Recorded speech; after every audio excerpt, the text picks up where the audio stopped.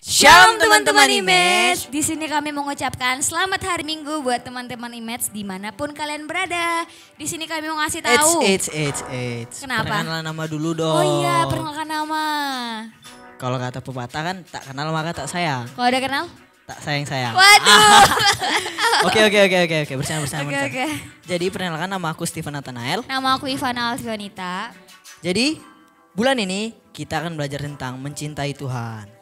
Dan terkhusus untuk minggu ini kita akan belajar dengan tema kasihilah Tuhan Allahmu dengan segenap hati. Jadi sebenarnya kita di sini ngapain sih, Van? Sebenarnya Pen, kita sebentar lagi tuh akan melakukan ibadah online. Jadi kita berdua ini mau mengajak teman-teman untuk menyiapkan hati, pikiran agar tetap fokus kepada Tuhan Yesus. Oke, selamat beribadah. God bless you.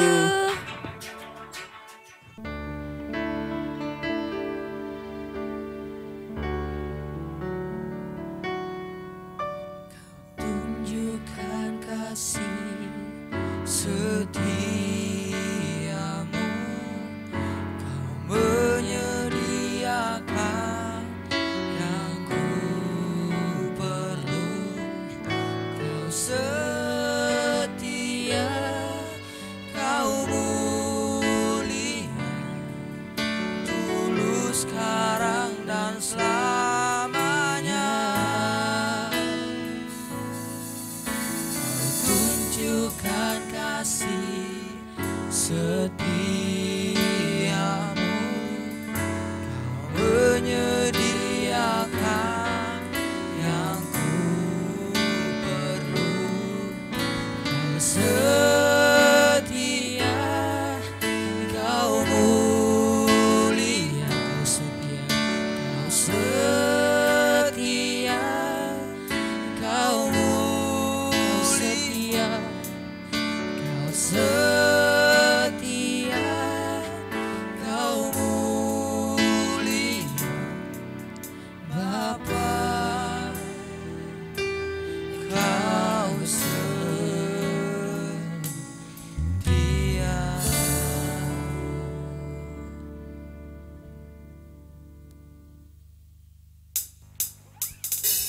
Let's go Image. Ja.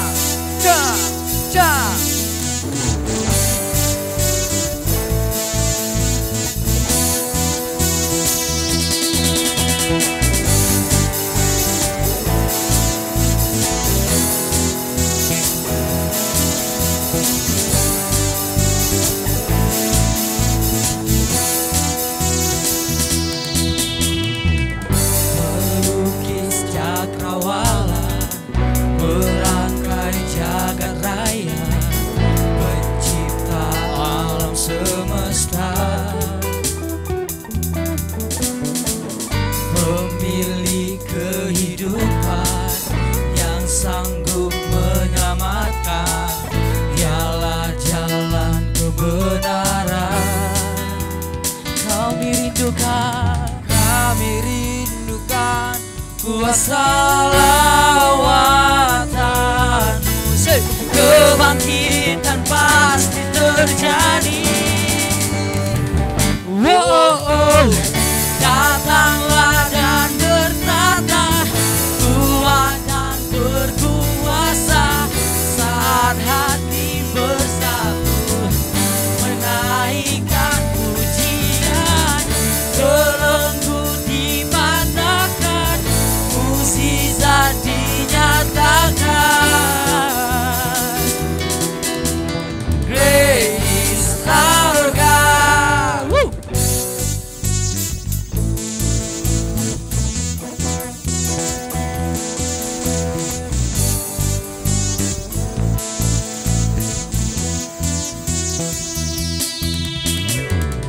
Pemilik kehidupan yang sanggup menyelamatkan, dialah jalan kebenaran.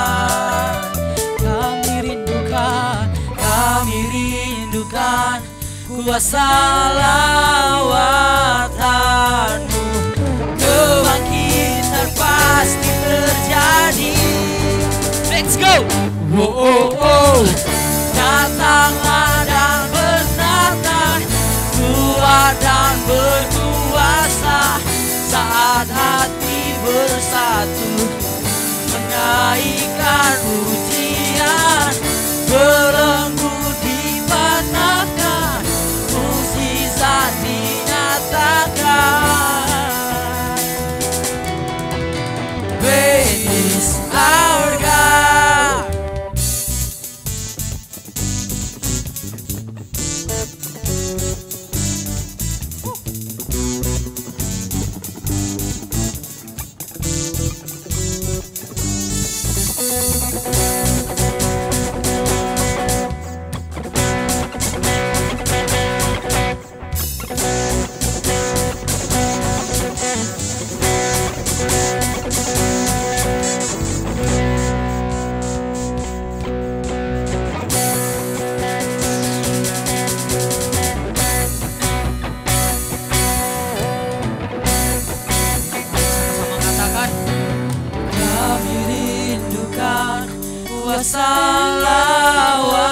Lawatanmu, kebangkitan pasti terjadi. Oh, oh, oh. Datanglah dan berkata, kuat dan berkuasa, saat hati bersatu menaikkan pujian, belenggu dipatahkan, mukjizat dinyatakan. Great is our God.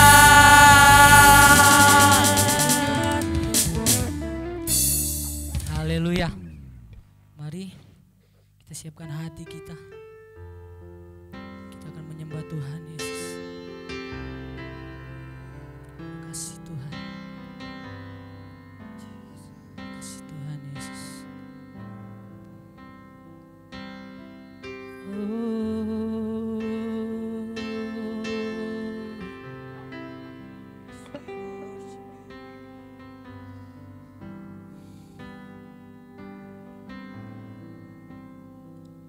You are here, moving in our midst. I worship you. I worship you. You are here, working in this place. I worship you. I worship you. You are here, moving in our midst. I worship you. I worship you.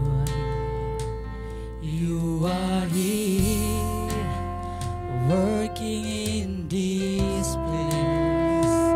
I worship you. I worship you. You are waymaker, miracle worker, promise keeper, light in the darkness. My God, that is who you are. You are waymaker, miracle worker, promise keeper, light in the darkness. My God, that is who you are. You are here, touching every heart. I worship you. I worship you.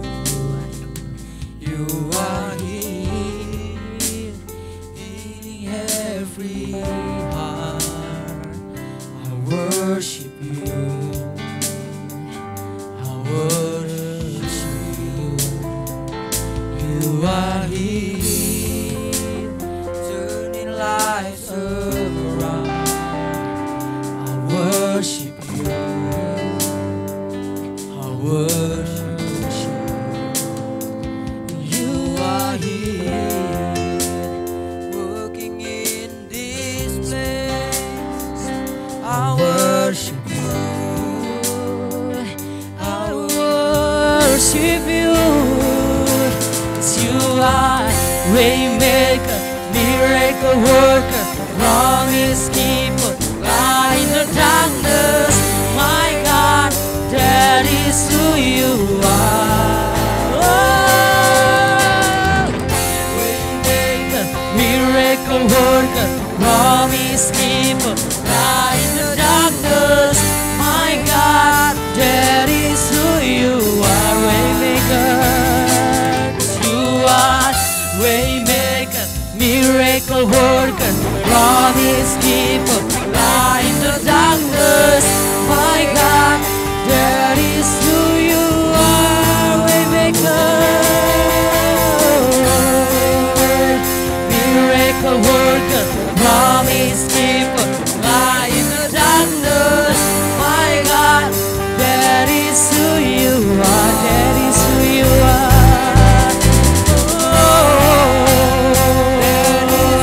That is who you are.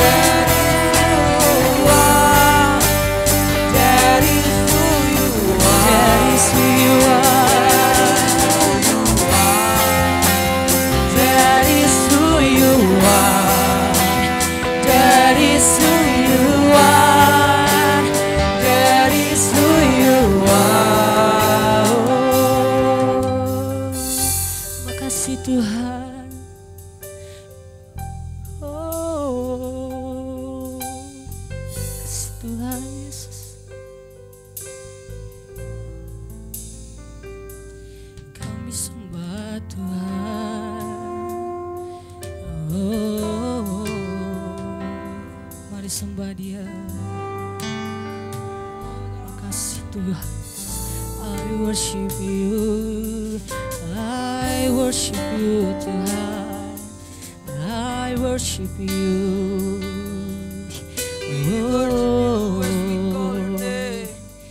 I worship you. Sembah Dia.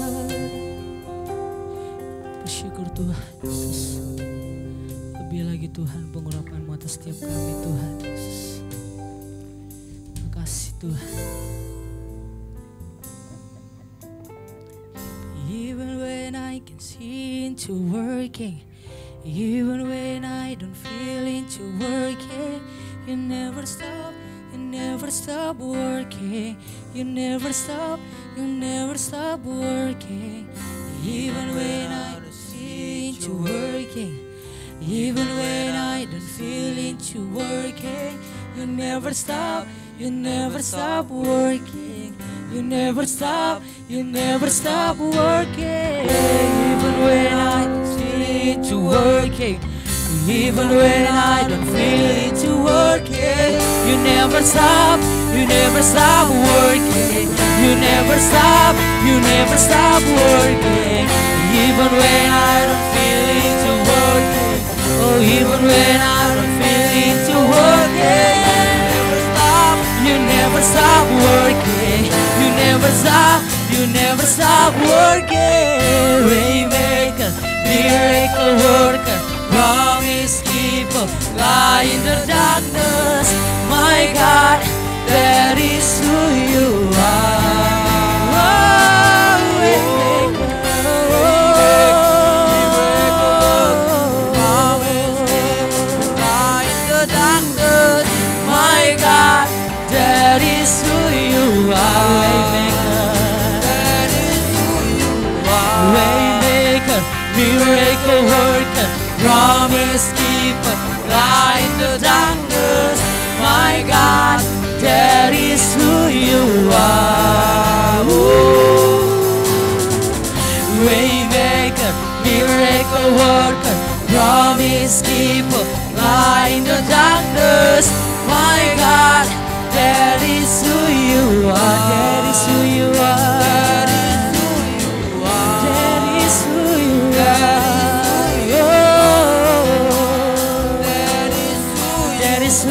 are. That is who you are. That is who you are. That is who you are. That is who you are.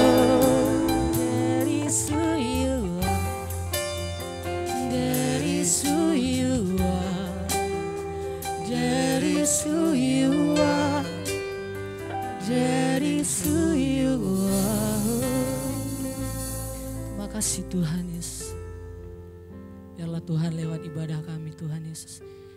Nama-Mu semakin dimuliakan Tuhan. Dalam nama Tuhan Yesus Kristus. Haleluya. Amin. Selamat hari Minggu, selamat beribadah saya ucapkan buat kita semua yang mengikuti ibadah online Image Batam dimanapun Anda berada. Sebelum kita sama-sama belajar firman Tuhan, mari kita satukan hati kita berdoa. Bapak, terima kasih untuk penyertaan-Mu dalam kehidupan kami. Di waktu yang indah ini kami mau datang kepadamu ya Bapak, mau membaca firman-Mu, mau mendengar firman-Mu ya Tuhan, dan mau belajar firman-Mu. Tuhan, ajar kami untuk mengerti dan menjadikan firman ini menjadi rema dalam kehidupan kami.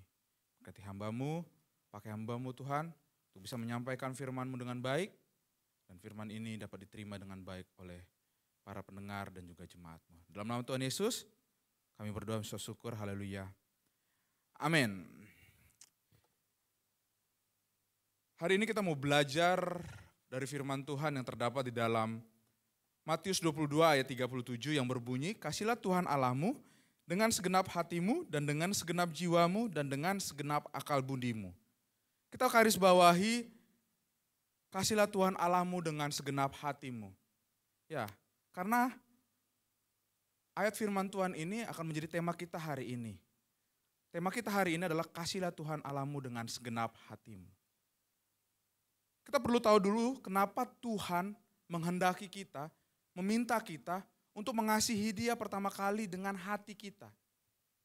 Kenapa hati menjadi yang pertama dari jiwa dan juga dengan segenap akal budi. Kalau pendapat umum mengatakan bahwa otak adalah menjadi pusat dan pengatur tubuh manusia atau kehidupan manusia. Namun berbeda dengan firman Tuhan.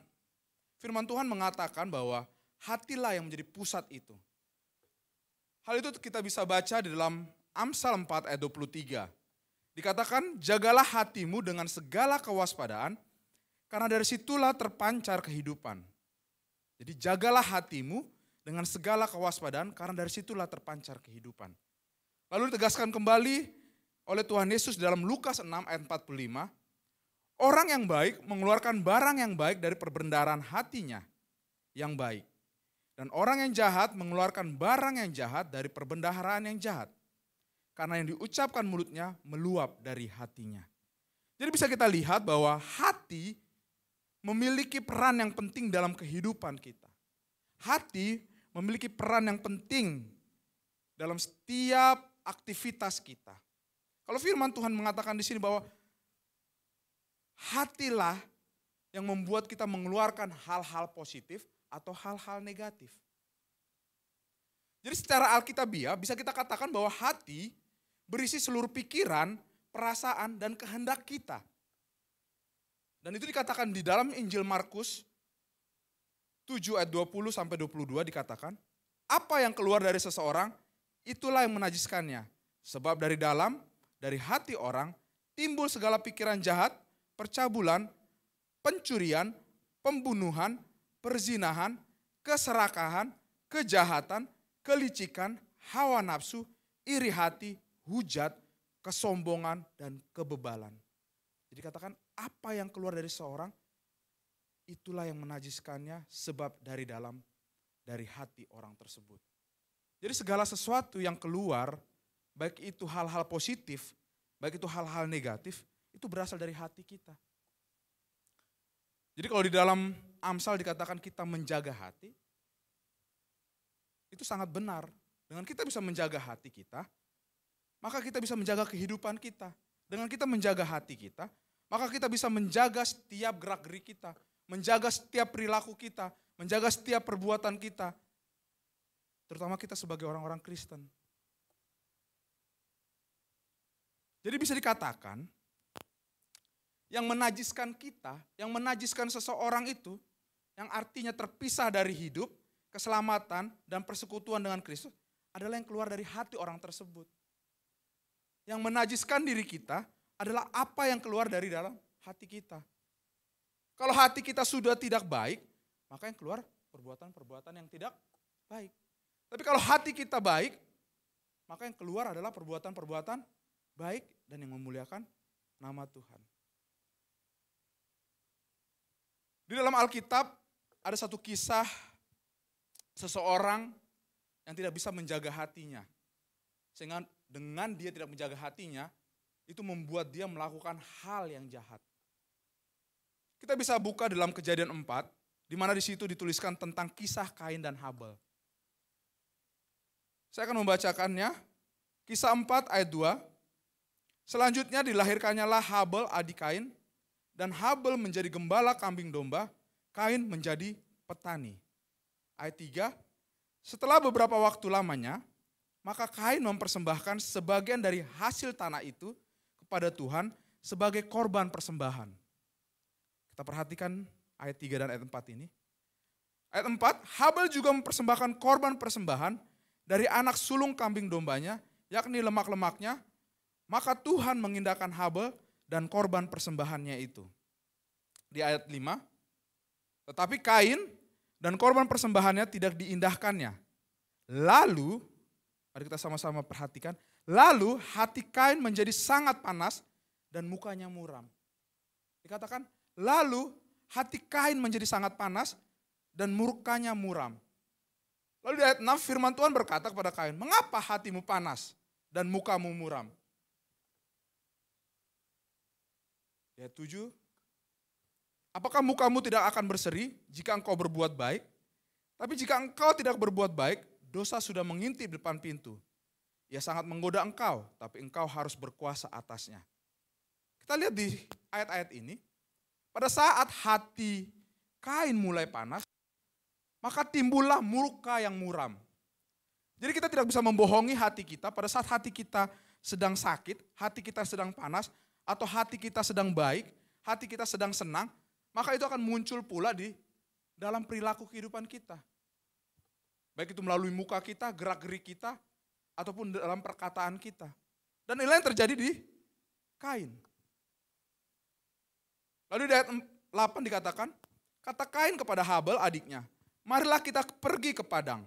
Ketika mereka di padang, tiba-tiba Kain memukul Habel, adiknya itu lalu membunuh dia.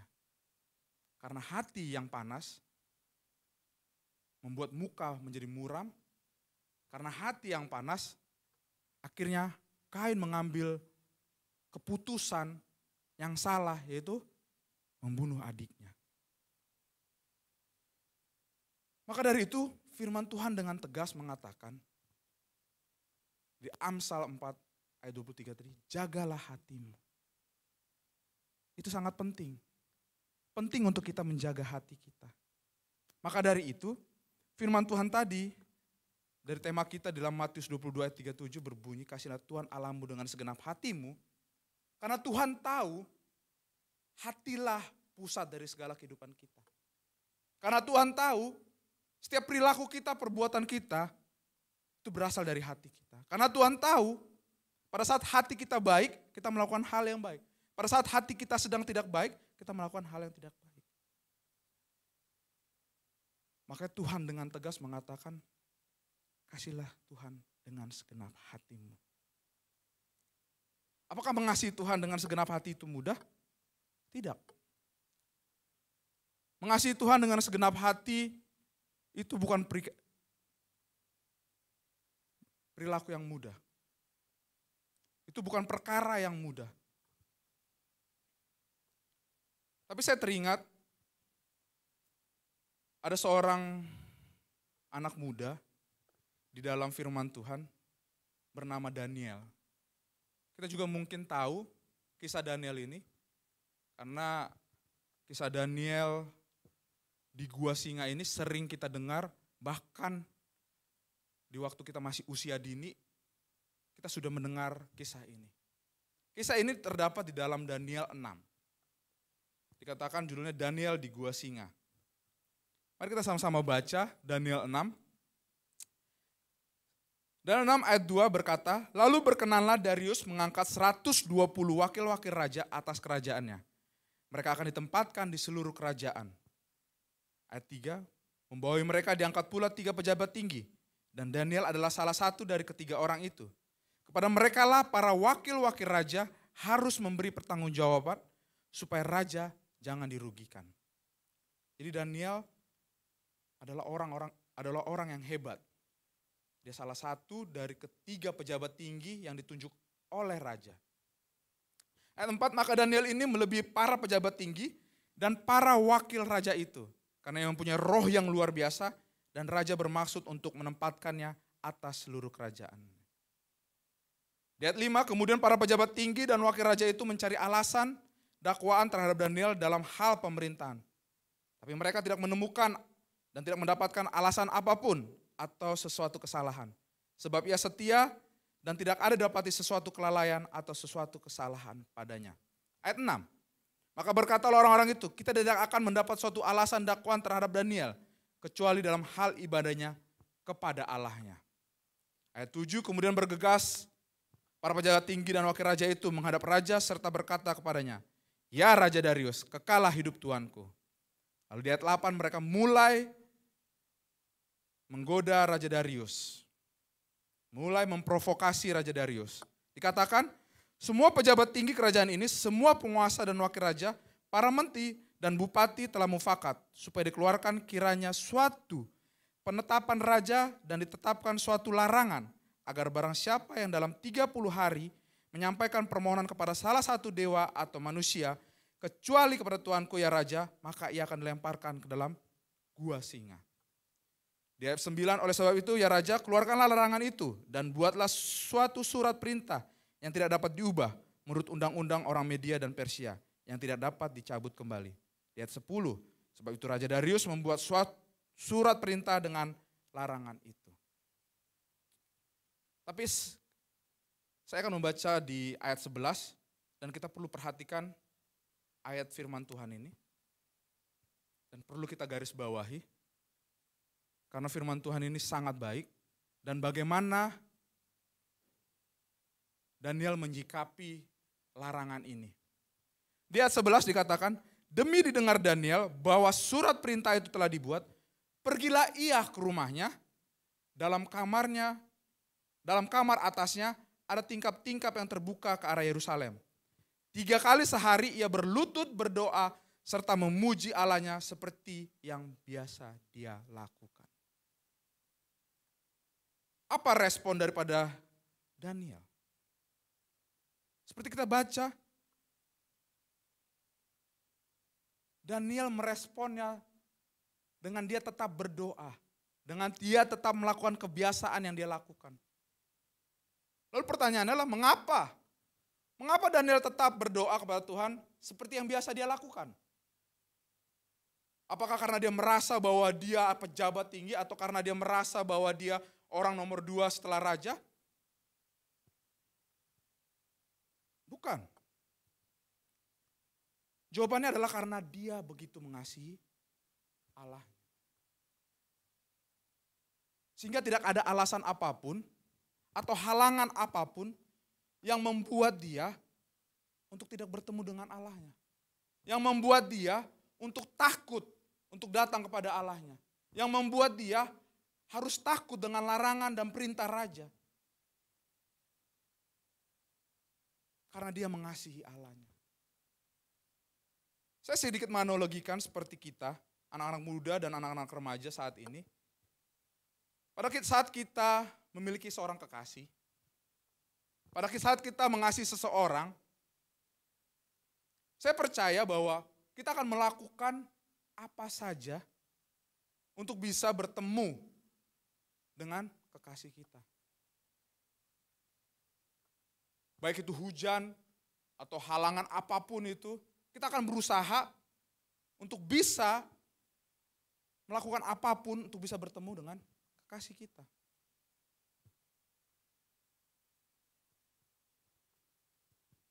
Waktu SMA, waktu kuliah,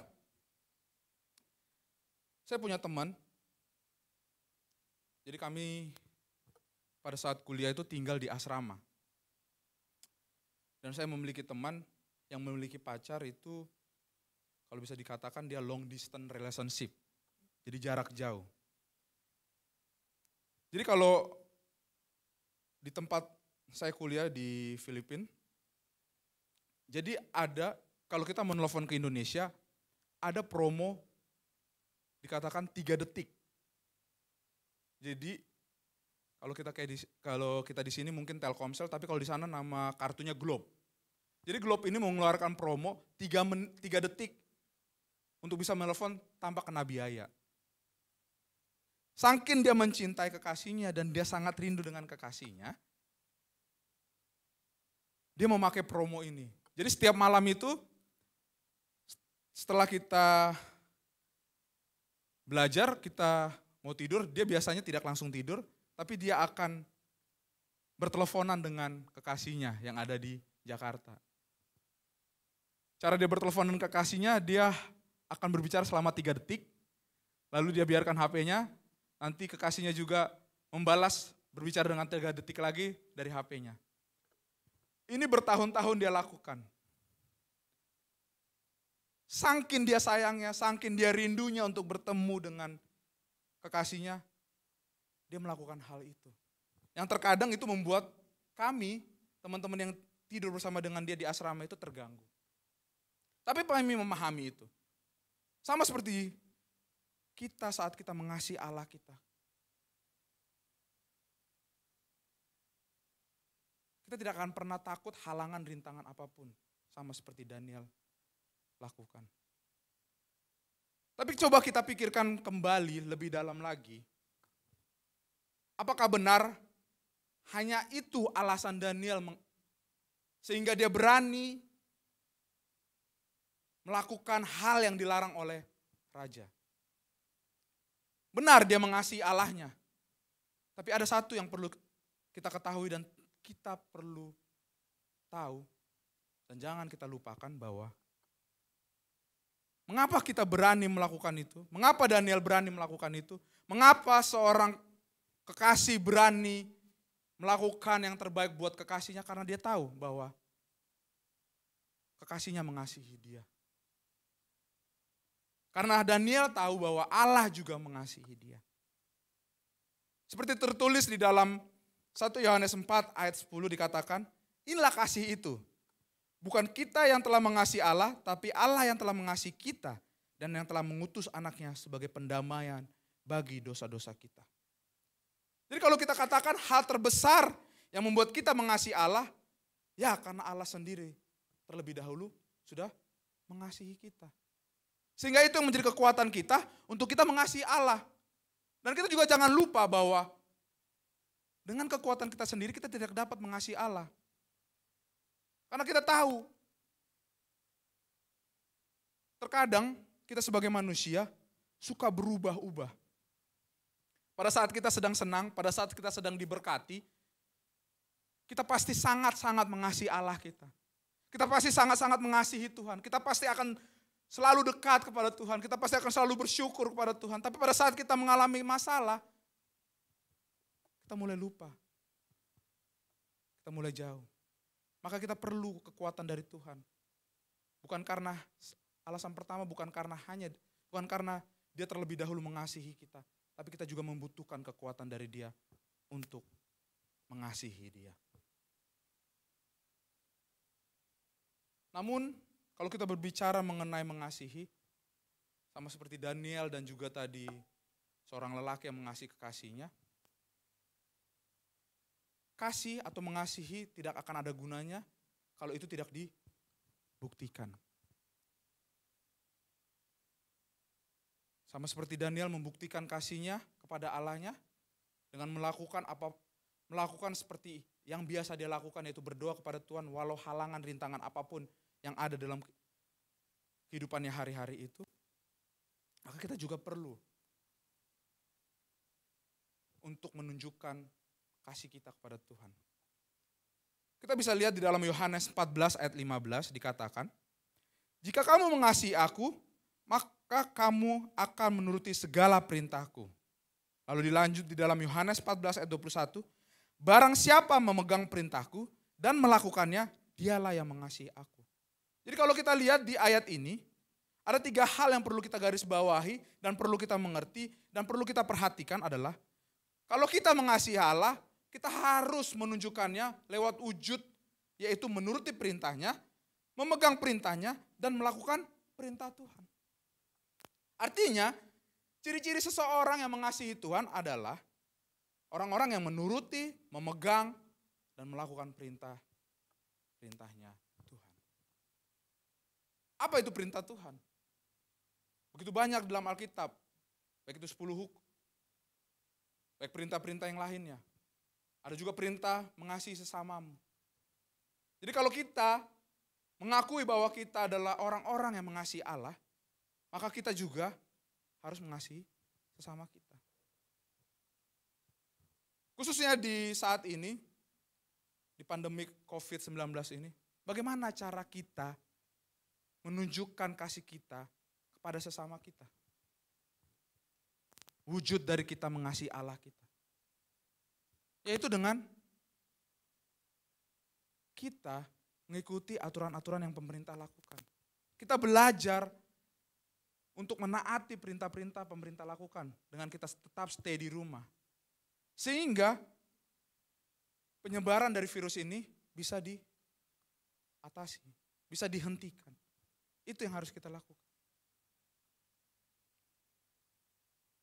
Kalau kita melihat kisah Abraham, saya sangat suka dengan kisah Abraham. Karena kisah Abraham ini kisah yang tidak masuk akal kalau saya bilang. Kenapa? Abraham di umurnya yang lanjut bersama dengan istrinya yang bahkan dikatakan Sarai tertawa pada saat utusan Tuhan atau malaikat Tuhan mengatakan bahwa dia akan melahirkan seorang anak. Tapi Tuhan memberkati mereka melalui anak yang mereka beri nama Ishak. Kenapa saya katakan tidak masuk akal? Karena hadiah yang dari Tuhan ini, yang mereka tunggu-tunggu sampai di masa tua mereka, diminta oleh Tuhan. Dikatakan, Tuhan berkata kepada Abraham, bawalah anakmu ke Gunung Moriah dan persembahkanlah dia. Apakah Abraham punya hak untuk berdebat dengan Tuhan? Apakah Abraham punya hak untuk bertanya? Apakah Abraham juga punya hak untuk marah kepada Tuhan? Harusnya iya. Karena anak ini anak yang sudah lama dia tunggu-tunggu. Dan begitu dia mendapatkannya, begitu mereka bahagia atas anak ini, mereka harus kehilangan anak ini. Tapi hal yang tidak masuk akal ini tetap dilakukan oleh Abraham. Dan saat ini kita juga dihadapkan dengan keadaan seperti Abraham. Hal yang tidak masuk akal. Virus ini tiba-tiba datang dan membunuh banyak orang dan membuat kita akhirnya tidak bisa beraktivitas. Bahkan bukan hanya beraktivitas, bukan hanya bekerja, bukan hanya bersekolah, tapi membuat kita juga tidak bisa beribadah. Mungkin kita ada yang memiliki pekerjaan kita sedang baik, perusahaan kita sedang bagus, tapi ketika virus ini datang, kita kehilangan itu semua. Seakan-akan semua tidak masuk akal. Tapi percayalah, pada saat kita mengasihi Tuhan kita, maka kita akan tetap melakukannya. Kita akan tetap melakukan perintahnya. Kita akan tetap percaya kepadanya. Kita akan tetap memegang segala janji-janjinya, sama seperti Abraham. Saya akan tutup firman Tuhan ini dengan satu ilustrasi. Kalau di mana tadi dikatakan Abraham menuruti dan melakukan perintah Tuhan, ada satu hal lagi yaitu memegang perintah. Satu ilustrasi pada saat kecil, saya pernah mengikuti satu perkemahan di gereja saya. Tepatnya perkemahan ini di daerah Cibubur. Kalau orang-orang Jakarta pasti tahu perkemahan Cibubur. Dan kalau kita di perkemahan itu pasti ada halang rintang. Dan di antara halang rintang itu ada satu halang rintang, yaitu berupa jembatan yang terbuat dari kayu, di mana kita harus melewatinya dari ujung sini ke ujung sana, dan itu hanya ditahan oleh tali. Dan kalau kita mencoba, dan saya mencoba untuk melewatinya, saya selalu terjatuh. Sampai pada akhirnya kami membuat satu tali supaya kami bisa memegang itu. Dan pada saat kami mencoba melewati jembatan itu dan kami memegang tali itu, kami bisa melewati jembatan itu tanpa harus terjatuh seperti sebelumnya. Sama dengan halnya dengan kehidupan rohani kita hari-hari ini. Agar kita tidak terpleset dan jatuh dalam dosa, kita perlu berpegang. Berpegang pada apa? Berpegang pada perintahnya. Artinya kita butuh pegangan yang menjadikan pedoman hidup kita. Apa itu? Yaitu firman Tuhan. Itu yang akan menguatkan kita. Itu yang akan menghibur kita. Itu yang akan memberikan kita pengharapan. Sehingga kita percaya, sehingga kita kuat, sehingga kita bisa melewati pandemik virus ini. Dan nantinya kita akan melihat janji Tuhan. Virus ini akan segera berakhir. Jadi mengasihi Tuhan tidak cukup hanya menuruti atau mengiyakan atau mengaminkan perintahnya. Tapi kita juga perlu memegang perintahnya sebagai pedoman hidup kita. Dan tentunya mengamalkannya. Melakukannya. Di mana? Dalam kehidupan kita. Dalam kehidupan bermasyarakat kita.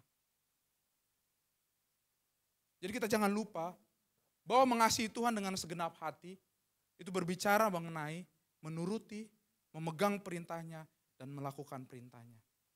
Biarlah firman Tuhan ini menjadi kekuatan bagi kita, menjadi rema bagi kehidupan kita, dan tentunya menjadi pengingat bagi kita bahwa Tuhan kita yang kita kasihi itu dengan segenap hati kita terlebih dahulu telah mengasihi kita, dan tentunya Tuhan yang kita kasihi itu juga yang akan membimbing kita, yang akan memimpin kita, yang akan memberkati kita, yang akan menolong kita, dan tentunya yang akan memberikan pengharapan kepada kita.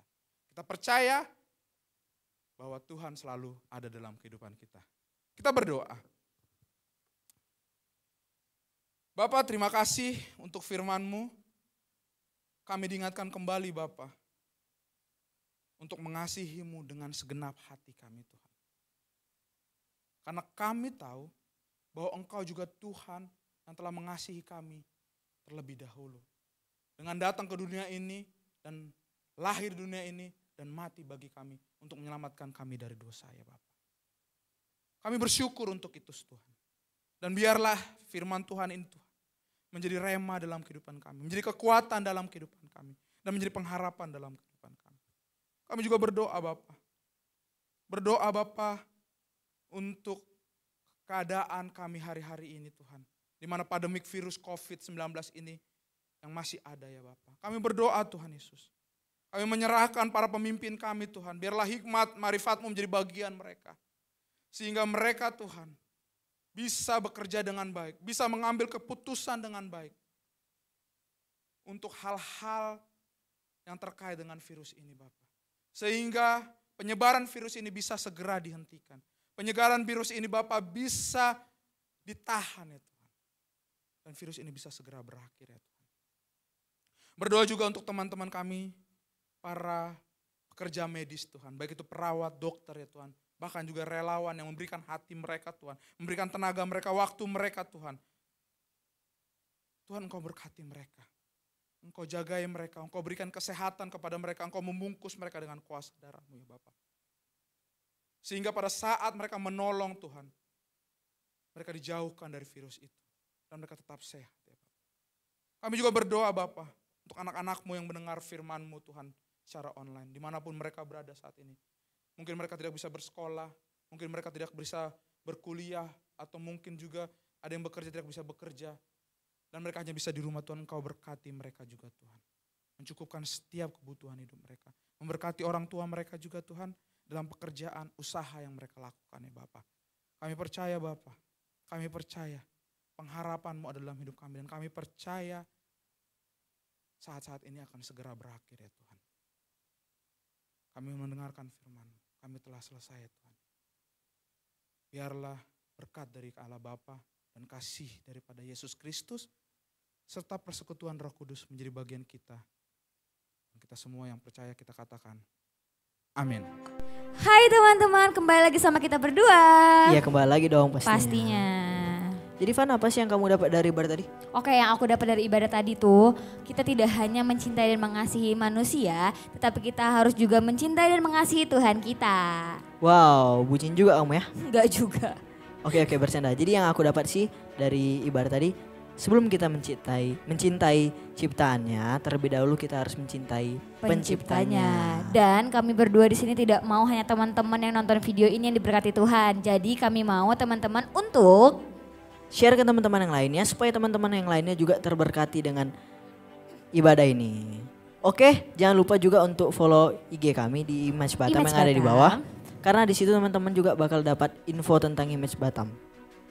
Nah, jadi jangan lupa juga untuk tekan like, comment, and share. Dan jangan lupa untuk tombol lonceng. tombol lonceng untuk mengaktifkan notifikasi di layar HP kalian. Oke teman-teman, mungkin sampai sini aja pertemuan kita di minggu ini. Sampai jumpa di ibadah online minggu depan jam 5:30 sore. Tuhan Yesus memberkati. God bless you. Even when I can see into working, even when I don't feel into working, you never stop working. You never stop working.